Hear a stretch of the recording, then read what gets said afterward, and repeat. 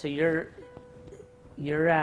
raised with the faith and are kind of renewing your commitment to Jesus and saying, okay, I'm gonna lock back into where I need to be. Mm-hmm. And in the beginning of that process, that's when cancer shows up in your life. You have basically a terminal, untreatable cancer. What hit you spiritually? I mean, what kind of conversations would you have with the Lord about that?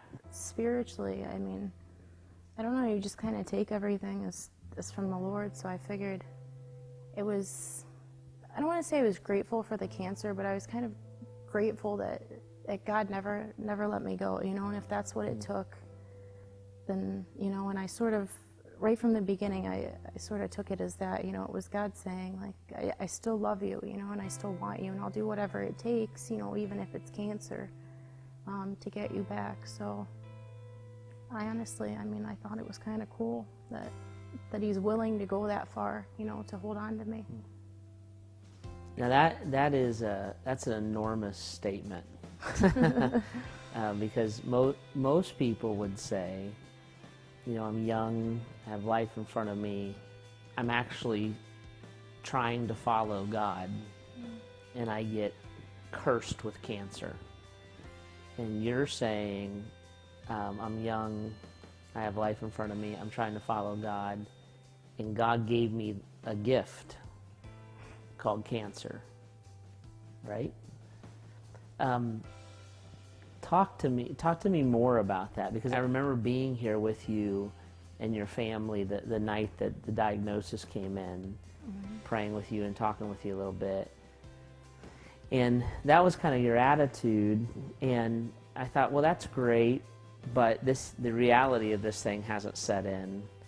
But here we are months and months later, and that's really still kind of your attitude. What is that all? Talk to me about that. What's that all about? I like the phrase that God's a jealous God, you know, and you think of God like that. I mean, he'll do whatever it takes just to hold on to you as his child. And to me, I mean, because try as I may, I couldn't get away from him, you know.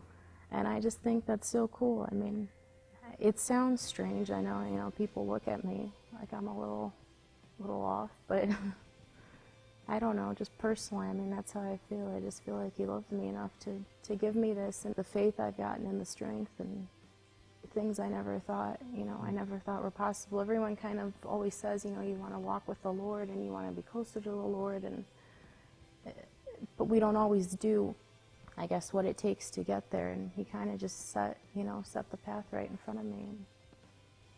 So you have just an enormous faith and enormous trust in who God is and God's love for you that lets you see affection in this instead of rejection, really. And that faith and trust, it really has driven your decision making through this whole process, hasn't it? Talk to me about that. And so I was cleaning upstairs and getting ready.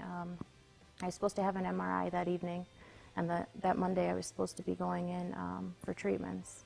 I was kind of just listening to some worship music and praying and, you know, just thinking to myself, and this peace just kind of came over me. You know, I was talking with the Lord, and I just decided that, you know, what was the difference if I did treatment or if I didn't do treatment? I mean, God's will was going to be done anyway, just like I got the cancer, you know, same thing with the outcome. You know, if he wanted to keep me here, he was going to keep me here, and if it was my time to go to heaven, it was my time to go to heaven. And so I just felt this peace come over me, and I came downstairs, my parents were here in the kitchen, and I just decided, you know, to talk to them about it, and I said, you know, I don't think I want to go through with treatment. I just feel like, you know, if God wants to heal me, he's going to heal me, and if healing's not, you know, in the books for me, then no matter what we do, you know, if God doesn't want me to get healed, then I won't get healed. So what's the point of all this aggressive treatment? My parents at that point, you know, it was the same kind of thing. All of a sudden, just this peace came over everyone.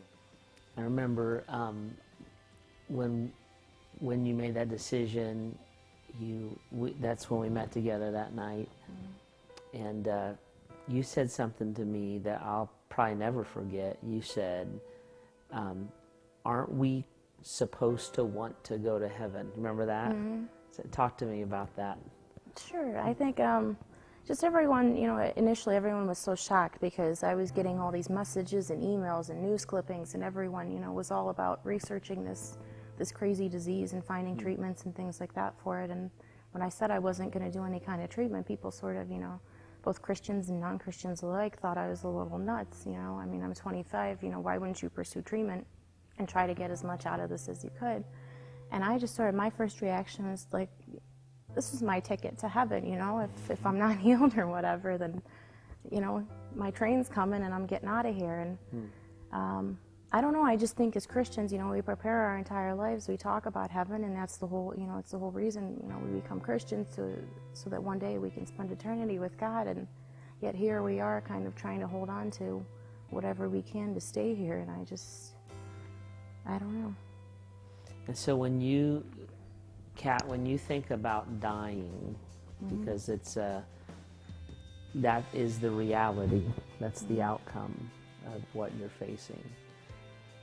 What goes through your mind? I think first and foremost, in terms of the only thing that kind of holds me back is my family. I mean, it breaks my heart to think about, because even now I see a lot of times in our interactions together, that's definitely what's on their mind, is that they're going to lose me and that I won't be here. And that breaks my heart, to see them so upset and to know that I'll miss out. I mean, like getting married and, giving my parents grandkids and that sort of thing, just sort of the cycle of life.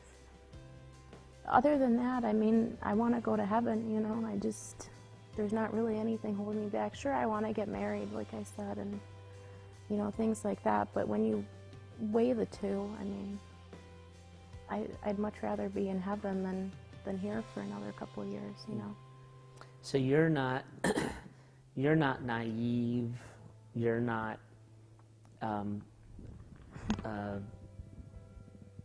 in denial Christian. Everything's bubbles and unicorns and rainbows and things like that.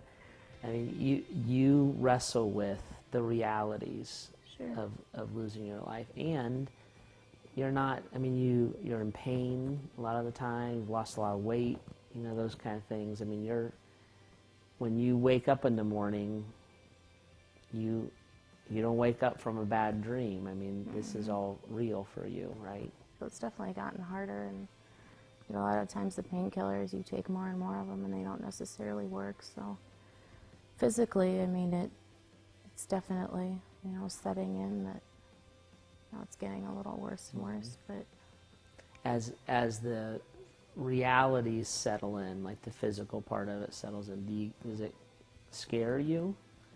What's your emotions when you think about when you deal with that? I kept, I guess, like waiting for the anger to set in and waiting to be, upset about everything, and because it gets frustrating. But I found myself, instead of getting, I guess, angry, I was going to bed and I was kind of cheerful, just because through this I've been able to, I guess, meet people and touch people in ways that I never thought were possible. And we've joked a little bit in a morbid kind of a way, probably, but we've said, everybody listens to the girl with cancer. Yeah. But it's true. Yeah. I mean, you can say things. I have friends, that I never.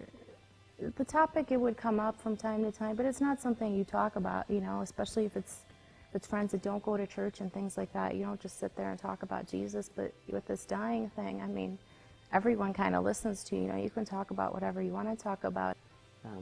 But you really do want to glorify Him through this whole thing, don't you? Well, I feel like that's why He gave this to me, That's neat.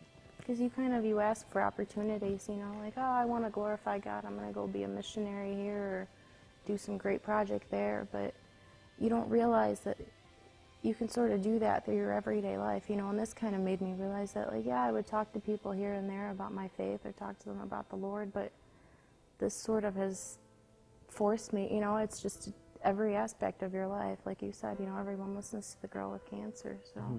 Are you going to be all right one way or another? Sure.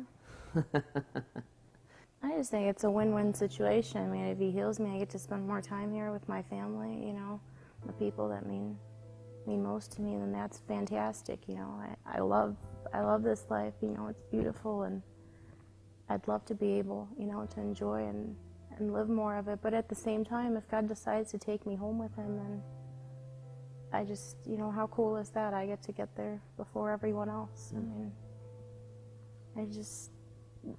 you can see his love, I guess, through, it doesn't, you know, either scenario. Like, just the fact that he loves me so much, it's incredible.